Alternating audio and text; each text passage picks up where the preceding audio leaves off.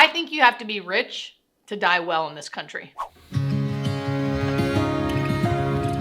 I know this might sound hyperbolic and it might fire some people up, but I see this every day in my work. And it doesn't matter what side of the argument you're on, we are all going to die. But to die well in this country, it seems like you have to have an exorbitant amount of money to die well. And what I mean by dying well is having help for your dying loved one at home, having 24-hour care, having someone else be doing the day-to-day care for your loved one dying at home. One of the biggest failures I see in our healthcare system is the fact that hospice does not provide 24-hour care for someone who wants to die at home. As a hospice nurse, I see this daily, and it's the most heartbreaking part of my job. So let me explain how this works. So if you want to die at home on hospice, not in a skilled nursing facility or in a hospice home, if you want to die at home in hospice, the majority of the work, meaning the day-to-day care, changing your loved one, feeding your loved one, giving medication, doing wound care,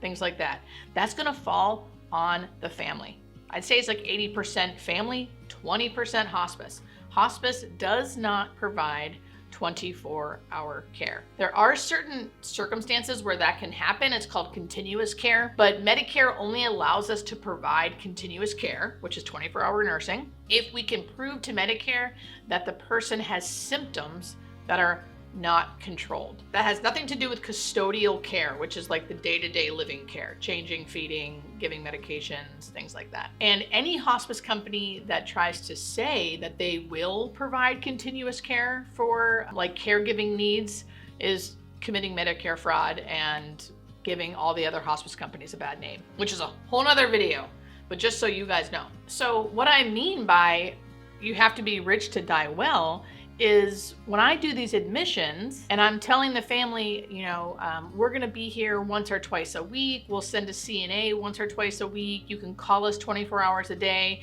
And then they say to me, who's gonna be here with my dad when I have to go to work? Because an average American family has to go to work 8 hours every day. And there is no good answer for them. I literally have no answer for them. I say, the family, has to provide the care.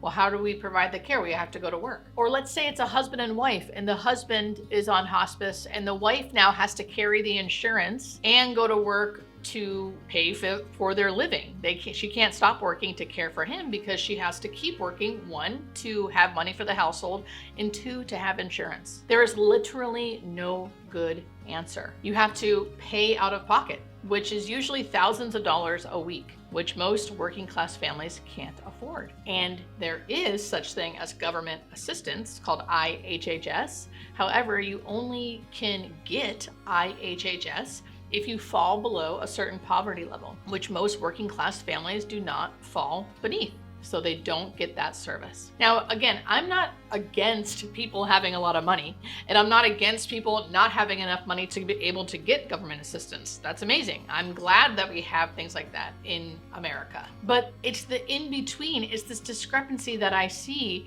that is so heartbreaking, and there's no real answer. There is no good answer. So while I sit here and tell you there is no answer or solution, the one thing I can say is this is the time to prepare. Hopefully we have time to prepare for this, whether that means long-term care insurance plans or saving for this, or thinking about the people in the family that may be able to care for our ailing loved ones as they get older. There's not always a good answer. I'm not trying to make this video to tell you I've figured it out. I haven't. It's a larger, bigger problem that is happening in the American healthcare system that I can tell you firsthand as working in that system is heartbreaking and devastating, and we need more solutions. Unfortunately, we don't really know, and I can't wrap this video up in a pretty little bow because there isn't an easy answer. But I want to make you guys aware of this because most people don't know that hospice doesn't provide 24-hour care. So this is a chance for you guys to hear this, to know this, and try to prepare the best you can for the future.